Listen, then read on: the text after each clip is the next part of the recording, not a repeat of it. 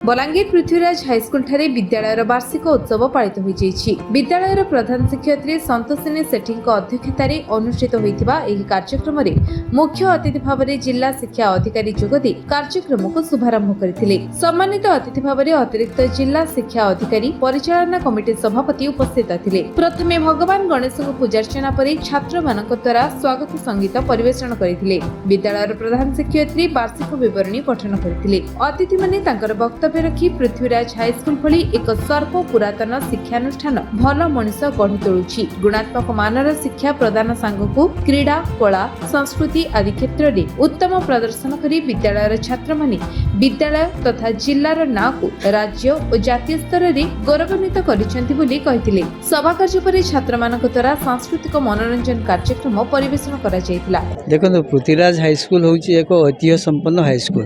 पाखापाखि 100 वर्ष पदार्पण कर सारी गोटे हाईस्कूल। तेणु यही हाईस्कूल वार्षिक उत्सव में योगदान करथिबा जो तो निश्चित भाव बहुत गर्वित जे भली एक प्रोग्राम योगदान कर विभिन्न प्रकार जो विभिन्न प्रकार वर्ष सारा जो एक्टिविटीज से एक्टिविटी जो मैंने कृतित्व हासिल करुछंती से पिला को आज पुरस्कृत करा जाउछि, सर्टिफिकेट दिया होछि। एवं जेहेतु वार्षिक उत्सव होछि गोटे विद्यालय माने सबु प्रकार प्रोग्राम रो गोटे माने माइलखुंड तांकु समस्त पाखे पहुँचे पारिबा सेटा उद्देश्य रही है। तेणु आज ये करछन तेणु बहुत खुशी लगुछि।